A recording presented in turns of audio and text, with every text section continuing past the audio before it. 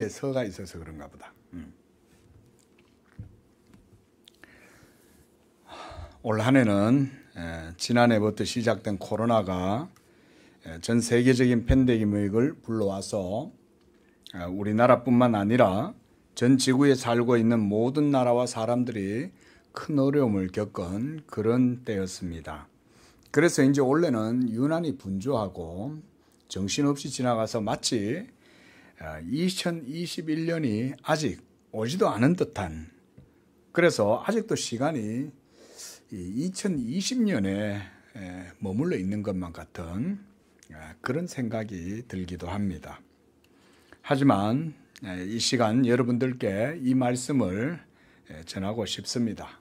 먼저는 올 한 해도 모두 고생하셨습니다.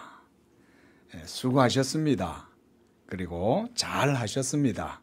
우리 한 번만 옆에 서로, 우리가 뭐 몇 명 안 되지만 서로 한번 그랬으면 좋겠습니다. 고생하셨습니다. 수고하셨습니다. 또 잘 하셨습니다. 이렇게 서로 이렇게 격려하고 또 칭찬해 주셨으면 좋겠습니다. 그리고 예배를 통해서 그 누구보다 먼저 우리가 하나님 아버지께 감사와 찬양과 영광을 돌리고 우리 구주 예수님을 찬양하고 높이는 그런 이 예배의 시간이 되기를 축원을 드립니다. 우리가 믿음의 눈을 들어서 하나님을 바라볼 때 지금까지 우리를 있게 하신 하나님께서 우리를 지금 이 시간까지 인도해 주신 줄로 믿습니다. 우리 주님께서 우리들을 돌보지 않으시고 또 우리를 인도해 주시지 않으셨다면 우리가 어찌 오늘 이 시간 여기까지 올 수 있었겠습니까? 이 시간 우리 모두가 우리를 믿음과 생명과 그리고 진리의 길로 인도해 주신 하나님께 감사와 찬양을 드리기를 바랍니다. 이제 우리가 묵은 해를 뒤로 하고 새로운 해를 맞이하면서 하나님께 드려야 할 마땅한 찬양과 영광이 무엇이겠습니까? 저는 성도들이 하나님을 영화롭게 하는 것은 오직 감사 외에는 없다고 생각을 합니다. 본문에서 시편 기자도 그와 같이 하나님을 먼저 찬양을 하고 있습니다. 그는 지금 하나님께서 자기의 택하신 백성들에게 베풀어 주신 은혜들을 생각하면서 돌아보고 가장 먼저 감사하고 있는 것입니다. 그래서 그는 그 감사의 이유를 계속해서 나열하고 있습니다. 그가 하고 있는 감사의 제목과 이유는 또한 여러분들, 우리 모두의 감사의 제목이고 이유가 되기도 합니다. 시편 50편 23절 말씀에서 감사로 제사를 드리는 자가 하나님을 영화롭게 한다, 이렇게 말씀을 했습니다. 하나님께 감사하는 신앙이 그래서 최고의 믿음인 것입니다. 믿으시기 바랍니다. 감사하는 것이 최고의 믿음인 거예요. 우리가 믿음 좋은 사람이란 다른 데 있지 않습니다. 믿음 좋은 사람이란 감사하는 사람이 믿음이 제일 좋은 사람입니다. 헌금도 많이 하고 주일 성수도 잘하고 새벽 기도도 안 빠지고 그리고 교회 일도 열심히 하고 봉사하고 이런 것들도 믿음이 좋아야 할 수 있는 일이기는 해도 하나님은 사람의 외모를 보지 않으시고 먼저 사람의 중심을 보신다고 하지 않습니까?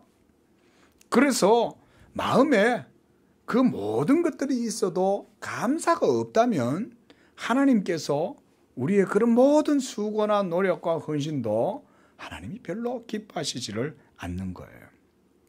여러분, 우리가 무엇을 가지고 하나님 앞에 나아가겠어요? 여러분들이 가지고 있는 재물들, 여러분들의 수고, 노력, 이런 것으로 하나님 앞에 드린다? 여러분, 그것보다 그것도 있으면 좋지만 먼저 하나님이 여러분들에게 원하는 것은 감사하는 마음입니다. 감사는 없고 마음속에 온갖 불평과 근심과 염려가 가득해갖고 하나님은 제대로 믿지도 않으면서 하나님 앞에 온갖 것을 다 드린다고 해보세요. 하나님이 그걸 받으시겠냐 이거죠. 그래서 구약 성경에서도 하나님께서 말씀을 하셨어요. 우리가 무엇을 가지고 그분께 나아갈까? 우리가 가지고 있는 모든 것을 드린들 천천만만의 수양과 피의 제사와 그리고 소와 양의 기름을 태워서 하나님 앞에 수천 번의 수만 번의 번제를 드린다 한들 하나님이 그것을 기뻐하시겠는가? 라고 이렇게 말하고 있습니다. 그러나 하나님은 성도가 마음에 하나님을 인정하고 그분께 합당한 영광을 돌리고 그분 앞에서 감사하는 자를 하나님이 가장 기뻐하시는 줄로 믿으시기를 바랍니다. 오늘 이 시간 우리가 이 시간에 지난 한 해 동안 살아오셨던 여러분들 스스로의 삶들을 한번 돌아보시기를 바랍니다. 아마 우리가 다 서로 모르지만 자기 자신은 한 해 동안 어떻게 살아왔는지 되돌아보면 그 모든 삶의 발자국 하나를 돌아볼 수가 있을 것입니다. 매 순간순간 여러분들이 겪어야 했고 또 견뎌야 했고 그리고 참고 인내야 했고 때로는 두려움과 여러 근심과 고통들 속에서 지내고 있었을 때에 지금 이 시간까지 그런 여러분들을 붙들어 준 것이 무엇이었습니까? 저는 그것이 단연코 여러분들의 믿음이라고 생각을 합니다. 믿음. 우리가 아무리 감사할 조건과 아무런 감사할 조건과 상황이 없어도 감사할 수 있는 이유는 뭐냐면 바로 우리 주님이신 예수 그리스도에 대한 믿음 때문인 것입니다. 그래서 하박국 선지자는 이렇게 감사하며 하나님을 찬양했어요. 비록 무화과 나무가 무성하지 못하고 포도나무에 열매가 없으며 감람나무에 소출이 없고 밭에 먹을 것도 없고 우리의 양도 없고 외양간에 소가 없어도 나는 여호와 그분만으로 인하여 하나님께 즐거워하겠다. 나의 구원의 하나님으로 말미암아 기뻐하겠다. 할렐루야. 이렇게 그는 노래했습니다. 이것을 잠시만 꺼주시기 바랍니다. 믿음이 없다면 우리의 모든 삶의 근간 기초는 무너지고 말 것입니다. 전능하신 하나님께서 성령으로 여러분들의 마음과 생각을 주장해 주시고 주의 길로 인도해 주셨고 악한 자의 관계에서 건져 주셨고 어두운 길에서도 여러분들의 발이 실족하지 않도록 붙들어 주시고 그래서 예수 믿는 믿음으로 오늘 이 시간까지 여러분들을 살게 하시고 그래서 모든 어려움 중에서도 여러분들이 견디며 이기고 인내하게 하신 것, 그 믿음이 바로 하나님의 은혜인 줄로 믿으시기 바랍니다. 시편 기자가 그래서 계속해서 감사하고 찬양을 하고 있는 것이죠. 우리 권우는 왜 그래요?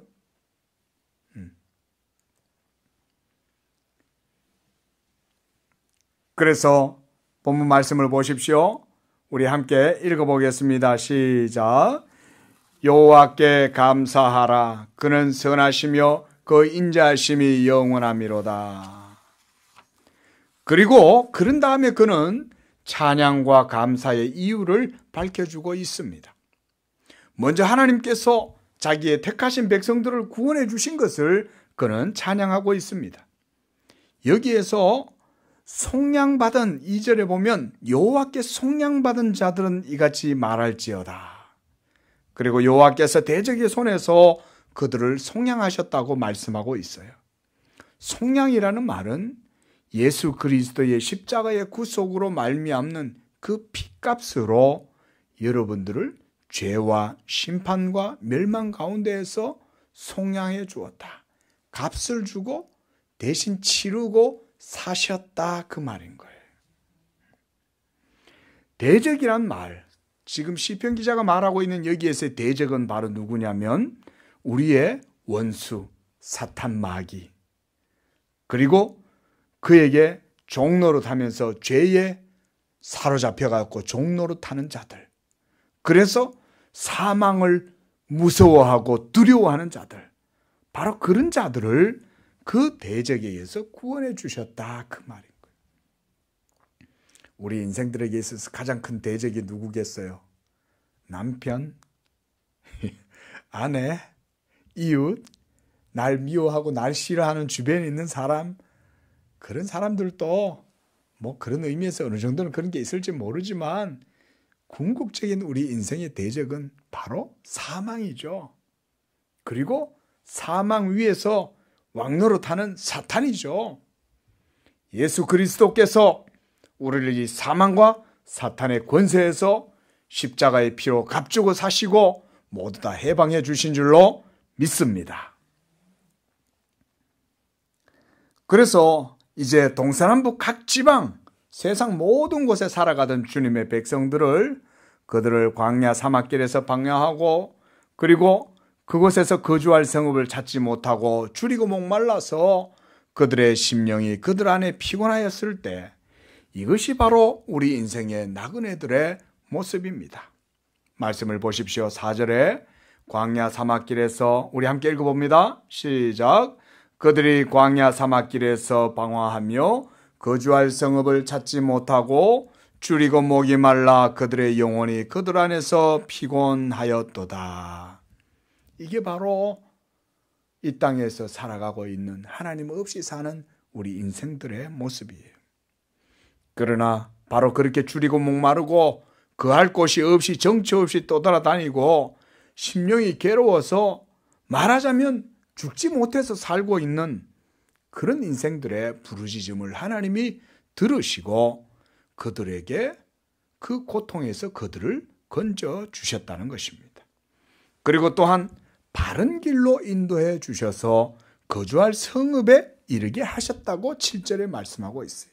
7절을 보십시오. 바른 길로 인도했다. 바른 길이란 어떤 길이 바른 길일까요? 바로 하나님의 말씀이 있는 바로 그 길이 바른 길이에요.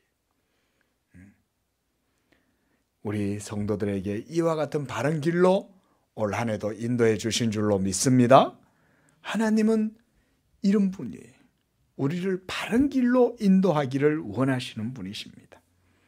또한 여기서 말씀하시기를 거주할 성읍에 이르게 하셨다 그랬습니다. 여러분들이 거주할 성읍이 어디겠어요? 바로 우리 영혼의 안식처, 바로 예수 그리스도의 복음의 은혜인 줄로 믿습니다. 우리 영혼의 안식처가 진정한 우리의 거주할 터죠. 아무리 좋은 집이 있고 아무리 좋은 침대가 있으면 뭐예요? 마음이 괴로워가지고 죽겠는데 마음은 쉬지도 못하고 평안하지 못하면 사람이 어떻게 평안을 누리겠어요? 그러나 복음의 평안에 있는 자는 초가 상간도 난 기뻐하리라. 외양간에 우리가 없고 소가 없어도 나는 기뻐하리라. 이 거주할 성읍, 우리 하나님의 복음의 은혜를 우리에게 주신 줄로 믿습니다.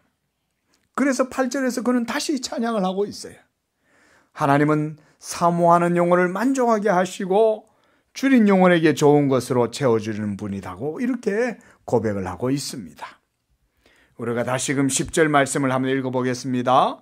시작. 사람이 흑암과 사망의 그늘에 앉으며 공고와 쇠사슬에 매임은 하나님의 말씀을 거역하여 지존자의 뜻을 멸시하기 때문이다. 그들의 영혼이 괴롭고 공고하고 사망의 고통 속에 있게 된 것은 무엇 때문이라는 거예요? 바로 11절에서 그들이 하나님의 말씀을 거역했기 때문이라는 거예요. 지존하신 하나님의 뜻을 멸시하고 하나님을 떠났기 때문에 그렇다는 거예요. 지금 이 세상에서 하나님을 믿지 않는 자들의 모든 삶이 다 그런 겁니다. 우리가 인생들이라는 게 별거 없습니다. 보면 다 하나님을 떠나서 사니까 모든 문제가 거기서부터 시작이 되는 거예요. 안으로는 죄가 역사하고 밖으로는 하나님을 떠나서 홀로 이 세상에서 무인도처럼 살아가는 거 아니에요? 고독하고 외로운 밤을 다 지내고 있잖아요. 그런데 어떻게 우리가 믿음 때문에 하나님께 감사하지 않을 수가 있어요? 그렇죠? 여러분 고독을 경험해 보셨겠죠? 다 살아오시면서 인생의 쓰라린 맛도 나름대로 다 보셨을 겁니다. 하나님 없이 살아가는 인생들이 다 그런 거예요. 눈물로 지새우면서 고독하고 외로움과 무서움 속에서, 공포 속에서 어떻게 해야 될지 모르고 살아가는 영혼들이 지금도 많이 있죠. 그러나 지금 이 시간에 하나님 앞에 나와 예배드리는 우리 성도들의 마음은 어떻습니까? 여러분들은 예수 그리스도를 믿음으로 말미암아 그 모든 것에서 여러분들이 평안과 안식을 누리고 있는 거 아니에요? 얼마나 감사합니까? 그래서 12절에서 하나님께서 그들에게 고통을 주셨다 이렇게 말씀. 고통은 그래서요 무작정 나쁜 것만 아니에요. 때때로 고통은 우리로 하여금 깨어나게 하고 경성하게 해서 정신을 차리게 하는 거예요. 그래서 고통이 있어야 우리는 하나님을 찾아요. 옛말에 우리나라에 그런 말이 있잖아요. 예? 조선놈은 맞아야 된다. 이 말이 어디서 나왔는지 모르겠어요. 별로 좋은 말은 아니긴 한데 성경적으로 좀 이 말을 좀 유추를 해보면 이게 인간학적으로 이게 틀린 얘기가 아닌 거예요. 우리 사람은 고통이 없으면 하나님을 찾지를 않아요. 그리고 자기가 배부르고 등이 따뜻하고 그리고 몸이 뜨뜻하게 이렇게 지내면 하나님을 찾지 않습니다. 그리고는 육신의 향락과 육신의 정욕을 따라서 이 세상을 따라서 살아가는 것이 바로 우리의 육신의 모습입니다. 그러나 고통이 주어지게 되면 그 고통 속에서 하나님을 찾고 부르짖는 거예요. 그래서 12절에 하나님께서 그들에게 뭘 주셨다는 것입니까? 고통을 주셨다는 거예요. 하나님께서 인생으로 하여금 근심하게 하신 것은 본심이 아니시로다. 하나님이 우리를 고통스럽게 하실 때는 하나님의 본심이 아니에요. 오히려 그 고통 속에서 우리로 하여금 눈을 하늘로 들고 저 위에 계신 자를 바라보도록 하나님이 고통을 주시는 거예요. 믿으시기 바랍니다. 그래서 예수 믿는 성도들에게는 고통조차도 감사의 조건이 되는 거예요. 예수만 믿으면 내게 주어진 이 고통조차도 오히려 하나님께 감사할 수 있는 거예요. 이것이 놀라운 감사의 능력이에요. 어떤 조건이 없어도 어떤 상황 속에서도 힘들고 어려운 역경 속에서도 감사할 수 있는 성도가 진정한 믿음의 빛을 발하는 것입니다. 우리 인생의 실존적인 고통은 그래서 사람을 겸손하게 해요. 하나님께서 우리 인생들을 짓누르면 그 누구도 그들을 도와서 일으켜 세울 자가 없다고 지금 시편 기자가 말하고 있습니다. 12절 말씀을 보십시오. 그가 고통을 주어 그들의 마음을 겸손하게 하셨으니 그들이 엎드러져도 돕는 자가 없도다. 하나님 외에는 아무도 도울 자가 없어요. 때때로 여러분 주변에 누군가가 도와주는 사람이 있다면 그것도 하나님의 은혜인 거예요. 그러나 하나님께서 때때로 마음먹으시고 작심하시고 딱 우리를 힘들고 어려운 가운데 확 몰아넣으실 때가 있어요. 여기 서 있는 이 부족한 종도 하나님께서 그런 과정을 통해 가지고 저를 꺾으셨어요. 도무지 이 말을 안 듣는 거예요. 중구난방으로 자기 하고 싶은 대로 그냥 막 고비 풀린 마이처럼 살아가니까 하나님이 너희는 안 되겠네. 내가 도저히 너 못 참겠다. 너 그대로 뒀다가 안 되겠다. 하나님이요 그냥 별거 없어요. 하나님께서 그냥 손가락 하나만 카딱만 하셔도 그냥 아주 그냥 인생은 완전히 끝나는 거예요. 하나님께서요 다 짓누르시다가 숨이 콱 막혀가 죽을 것 같이 그렇게 될 때 하나님이 탁 놔주시더라고요. 그리고는 기가 막히게 하나님이 회복시켜 주시는 거예요. 상상하지도 못할 방법으로 딱 이렇게 세워주시는데 언제 그랬냐는 듯이 인생이 맑은 꽃이 피듯이 활짝 피이는 거예요. 얼마나 놀랍습니까, 하나님이. 그 경험이 있으니까 그게 참 제 부족함 때문에 경험한 거긴 해도 참 그런 경험이 평생에 참 신앙에 많은 유익을 줘요. 고통을 주시는 것도 감사할 수 있기를 바랍니다. 하나님께서는 그 속에서 우리를 겸손하게 하셔요. 그러면 누구도 못 도와줘요. 하나님이 손을 대시면 아무도 못 도와줘요. 그러니까 누가 날 도와주는 건 그것도 하나님 은혜인 거예요. 하나님의 구원 방식은 이 세상이 이해할 수가 없고 측량할 수 없는 지혜로운 방식이에요. 그것은 바로 뭐냐? 십자가의 지혜입니다. 하나님께서 우리 인생에게 베풀어 주신 가장 큰 기적, 그건 뭐냐? 예수 그리스도의 십자가의 지혜예요. 그리스도께서 십자가에서 하나님의 모든 의를 이루심으로 이제 누구든지 그를 믿는 자들에게는 하나님의 구원을 베풀어 주셔요. 그래서 14절에 그들을 흑암과 사망의 그늘에서 인도하여 내시는 것, 그리고 그들의 얽어맨 줄을 끊어버리는 것, 그게 바로 뭐예요? 예수 그리스도의 십자가가 그렇게 했다는 거예요. 그래서 지금 기자는 바로 복음의 은혜와 그 구속을 찬양을 하고 있는 거예요. 우리가 구약의 시편 속에서 이런 것을 볼 수가 있어야 되는 거예요. 하나님께서 저 율법 아래 살아가던 백성들에게 베풀어 주셨던 은혜는 사실상 그림자요, 모형이요, 상징이라 할지라도 그 모든 것들은 다 우리 주 예수 그리스도의 약속의 말씀인 줄로 믿습니다. 그 약속의 말씀이기 때문에 이것을 우리에게 그대로 적용을 하면 이것은 바로 예수 그리스도의 복음으로 그대로 치환을 할 수가 있는 거예요.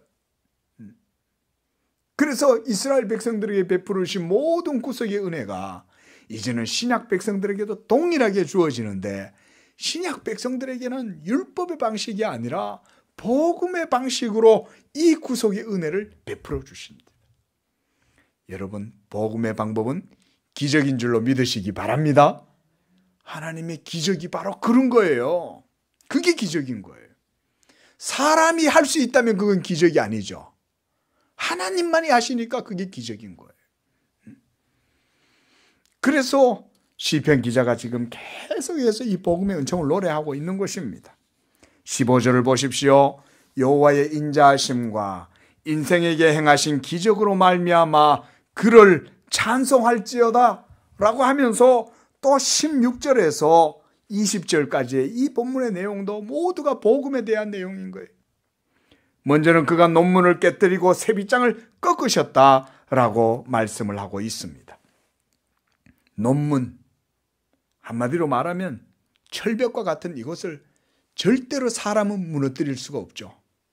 세빗장을 누가 꺾어요? 아무도 꺾을 수가 없어요. 하나님께로부터 오는 모든 복을 가로막고 하나님의 진노와 저주와 형벌을 당하게 하고 사탄의 모든 속박 아래에서 공포스럽게 살아가고 고통하고 살아가는 인생들, 그걸 누가 이겨요? 돈으로도 이길 수 없고 학문으로도 이길 수가 없고 열정으로도 이길 수가 없어요. 면벽 30년 해도 못합니다. 우리가 다 잘 아는 우리나라 한국의 유명한 승려 있잖아요. 세계적으로도 유명합니다. 성철. 예? 평생 동안 면벽수도 하면서 가족 다 버리고 입산수도 해가지고 도를 닦았지만 그가 마지막에 죽을 때 그가 인생의 모든 나날들을 돌아볼 수 있는 해안이 열린 거예요.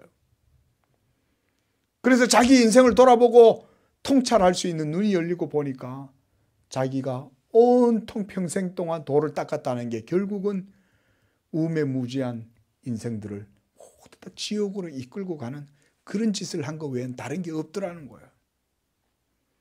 그리고 그 승려가 그걸 깨달은 거예요. 그래서 내 죄업이 수미산에 쌓였다. 수미산이란 지옥의 산이라는 얘기인 거예요. 그래서 나는 이제 지옥으로 간다 그러고 죽은 거예요. 그것을 전부 다 미화해가 이상하게 해석하지만 그게 아니에요. 정작 본인은 그런 마음이 아닌 거예요. 정작 본인은 죽을 때 되니까 인생의 괴로움을 다시금 느끼는 거 아니겠어요? 죽음 앞에서. 예수 그리스도의 복음에 안식이 없는 사람은 그게 당연한 거죠. 돌을 닦는다면 그 정도로 죽어야죠. 저는 그래서 성철이라는 분이 대단하다고 생각하는 거예요. 왜? 그 사람은 진짜 돌을 닦았다. 왜? 죽음 앞에서 그거를 깨달았기 때문에. 그거는요, 돌을 닦는 사람이 아니면 그 경지에 도달할 수가 없습니다. 이거는 목사만이 말할 수가 있어요. 왜냐하면 복음을 알기 때문에. 복음 없는 자의 죽음은 그런 죽음이 당연한 거예요. 더군다나 돌을 닦았다면 그렇게 죽어야 되는 거예요. 내 죄업이 수미산에 쌓여 있다. 이걸 고백하는 사람은 진짜 돌을 닦은 거예요.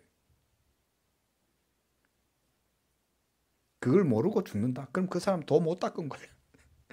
그 사람은 그냥 평생 그냥 성도들 신도들 탁발해 가면서 돈이나 받아먹고 그러고 살았는 거 외에 없지. 도 안 닦았어요. 진짜 도 닦은 사람은 죽을 때 자기가 지옥 간다는 걸 알아요. 그러나 여기 보십시오. 하나님을 믿고 경유하고 그를 찾는 자들의 모든 논문을 깨뜨리고 셋빗장을 꺾어줘요. 누구도 꺾을 수 없는 거예요. 30년 아니라 100년을 닦아보세요. 석가모니가 와도 못합니다. 이 빗장은.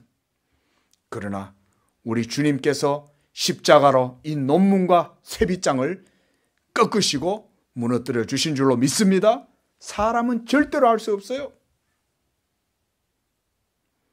그래서 17절에 미련한 자들은 그들의 죄악의 길을 따르고 그들의 악을 범하기 때문에 고난을 받는도다. 인생들의 고난 당하는 것은 이것 때문에 그런 거예요. 모두가 다 자기 죄 때문에 고난을 받는 거예요. 그들은 그들의 모든 음식물을 싫어하게 되어 사망의 문에 이르게 되었도다. 이 말은 다름 아니라 이제 죽게 되니까 먹는 것조차도 싫은 거예요.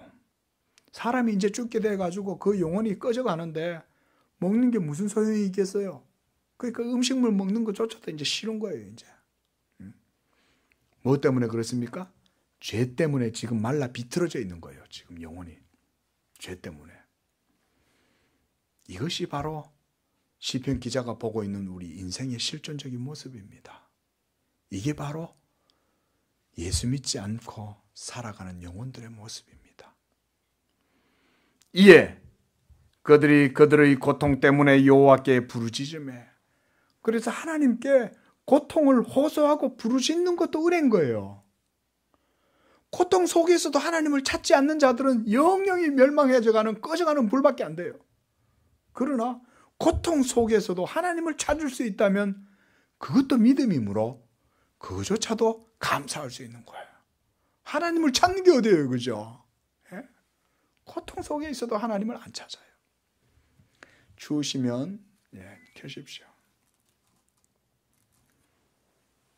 그때 하나님께서 그들의 고통 가운데에 그들을 구원하시고 20절에 그가 그의 말씀을 보내어 그들을 고치고 위험한 지경에서 건져내 주신다.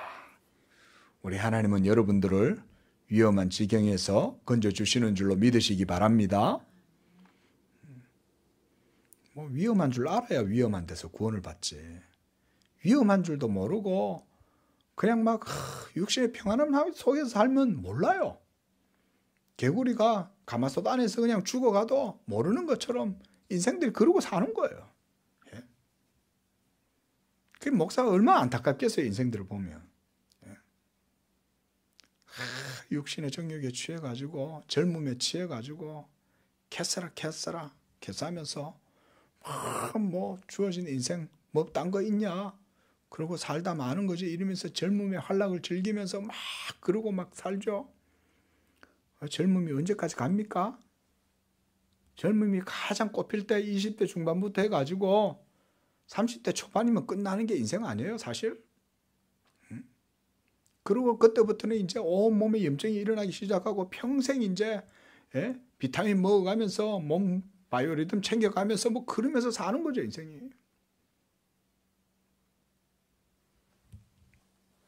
그러나 고통 속에서 겸손하게 하나님을 찾는 자들에게는 하나님께서 그들을 건져주셔요. 그것이 바로 예수 그리스도의 말씀이에요. 하나님께서 우리를 그 모든 고통 가운데서 건져주신 줄로 믿습니다. 그래서 21절에 이제 그는 마지막으로 또한 이렇게 노래합니다.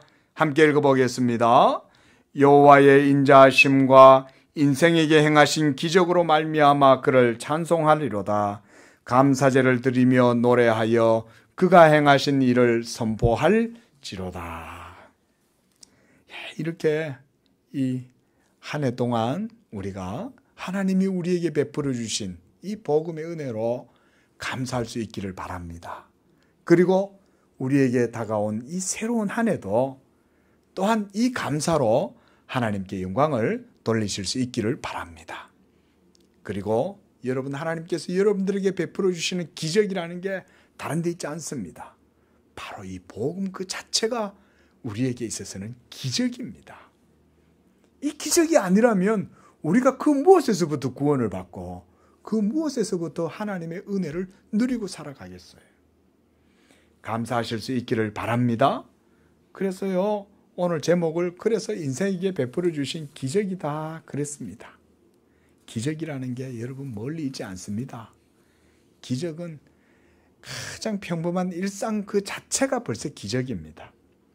그리고 그것보다 더 특별한 기적은 예수 그리스도를 믿는 믿음이 바로 기적입니다. 이 복음의 은혜 가운데 하나님께 감사하면서 이 새로운 한 해에도 또 하나님께 영광을 돌리는 우리 모든 성도들의 삶이 되시기를 주님의 이름으로 축원을 드립니다. 기도하겠습니다. 거룩하신 하나님 아버지, 감사합니다. 지난 한 해 동안 우리에게 베푸신 은혜가 너무나 많고 그 수를 셀 수도 없이 많지만 때때로 우리는 우리 자신들의 육신에 져서 육의 정욕을 따라서 살고 육의 생각을 따라 살아갈 때가 너무나 많았습니다. 그러나 하나님이 오늘 주신 말씀대로 우리 성도들이 다시금 한 해를 돌아보고 또 새로운 한 해를 앞에 두고 하나님께 감사하는 믿음으로 영광을 돌리게 하여 주시옵소서. 돌아보건대 하나님께서 우리 인생들에게 베풀어 주신 기적이 너무나 많아서 우리가 셀 수도 없음에도 불구하고 우리는 너무나 무감각하고 우리는 너무나 둔감하여 그것을 깨닫지 못할 때가 너무나 많습니다. 그러나 오늘 시편 기자는 감사하며 우리에게 베풀어 주신 기적으로 말미암아 하나님께 찬양하고 감사하라고 말하고 있습니다. 우리 성도들 이와 같이 새로운 한 해에도 더욱 감사가 넘치게 하시고 예수 그리스도 복음의 신앙으로 늘 하나님께 영광을 돌리는 복된 우리 모든 양재교회 성도들을 믿음이 다 되게 도와주시옵소서. 거룩하신 예수님의 이름으로 기도합니다.